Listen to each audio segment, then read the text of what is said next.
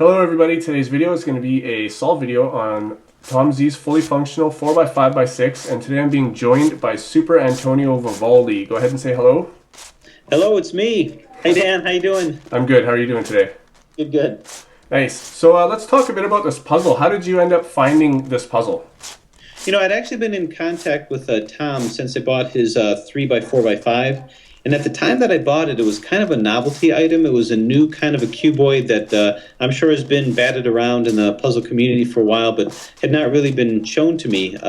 So I bought it fully functional and actually fully assembled and really enjoyed it. And I basically told him that, you know, any new things that you come out or any work that you put out, please let me know. And I'd be happy to support you in any way and demonstrate it, show it by way of tutorials and whatnot. So, you know, he's been very good at kind of keeping me in the loop. So he had told me about the project a couple months ago before it had come out and said that I'd be, he put me early in line with that. So from there on in, I've been following his work pretty closely.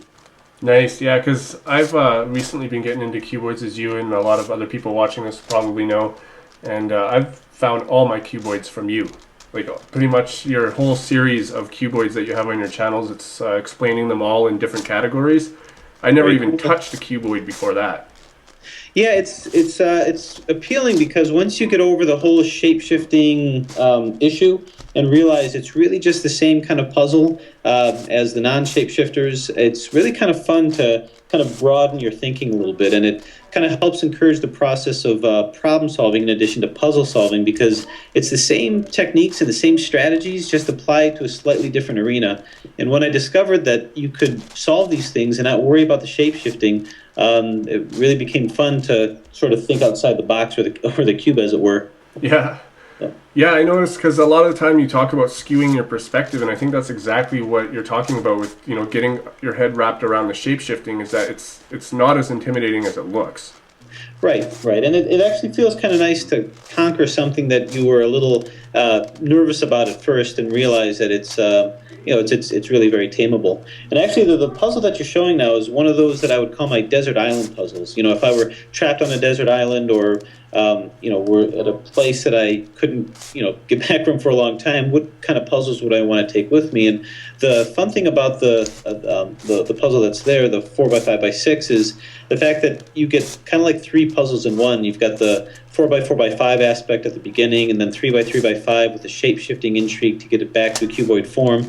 And then after that, you really have different configurations with each solve. The way that I like to do is, of course, with the parity solves from the middle, but you know, there's a lot of construction and deconstruction and reconstruction to get about the solve. So it's kind of a different format each time you do it.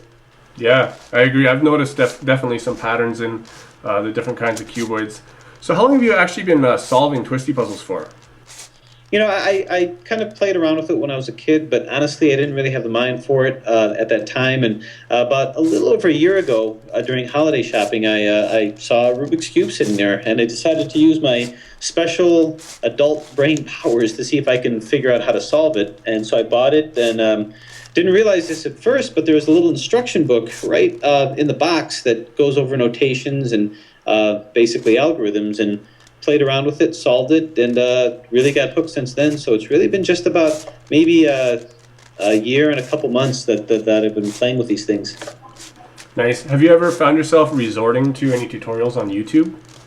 You know, initially when after I solved the 3x3, looking out at the 4x4, the thing that kind of spurred me on with the collection was to see, you know, if I could use similar algorithms or similar strategies. I really didn't want to memorize a bunch more stuff. I'd really taken my fill with the 3x3. So I did look out to see strategies regarding the bigger cubes, the giant cubes, and got introduced to the concept of parity, which I thought was pretty fascinating.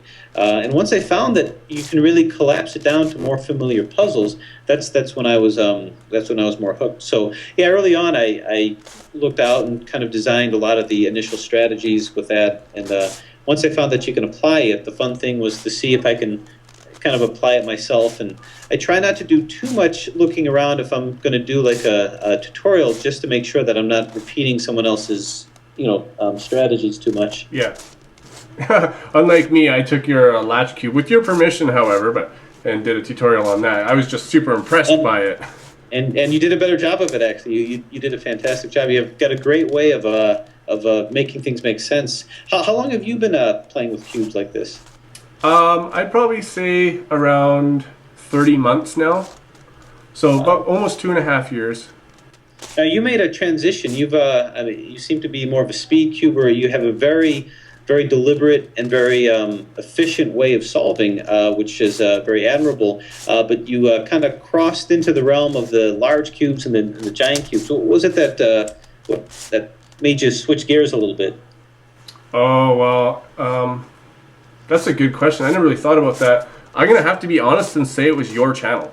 Like, I'm really happy to... Sorry? My apologies. No problem. I started out with bigger cubes like the V-Cube 7 and stuff, and I didn't really like solving 3x3 too much. And then I started learning F2L and learning about speed cubing, and then the big puzzles started going away and the 3x3 started coming out. And there's something about the speed cubing that is addicting to me. Sure. And then when I started watching your channel, it was like I started watching things like Supergiants and these kind of cuboids and stuff, and I would just watch them before I would go to sleep. And for some reason, that would probably make me dream about them, because I had dreams about these big puzzles, and I was really inspired by some of these puzzles that were out there, and so I decided to get some, and that was it for me. Like, now I do the best of both worlds. I like to speed cube, and I like to solve these big puzzles. Yeah, no, it definitely adds to it, and it certainly gets in your head. You've got a puzzle that's unsolved. You're wondering how you can make it a little bit more efficient.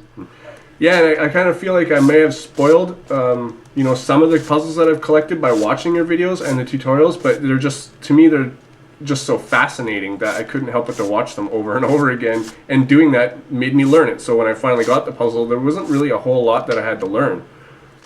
Yeah, there's one thing about kind of analyzing it and calculating in your head how to do it, especially with the cuboids, the one that you're demonstrating now. But it isn't until you actually play with it yourself that you come into some of the pitfalls that when you actually put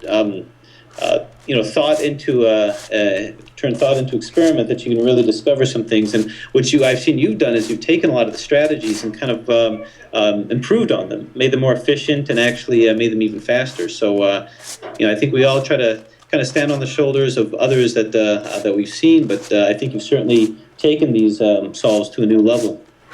Well, thanks. That's probably the speed cubing part of me that wants to solve them faster. Right. Anyway, so the solve is just about over here. I'm just finishing my last little bit of parody. And so I really appreciate you taking the time to do an interview with me, and I'm sure a lot of people out there. I know that when I was starting this idea that you are one of the most requested people that I do an interview with. Oh, cool. Yeah, so I just want to thank you for the time, and yeah. My pleasure. And I thanks for the opportunity, and keep up the great work. Myself and the rest of your fans are going to be watching with bated breath regarding what your next projects are, and you never disappoint. Thanks, John. You betcha. Thanks, Dan. Okay, bye. Take care. Bye-bye.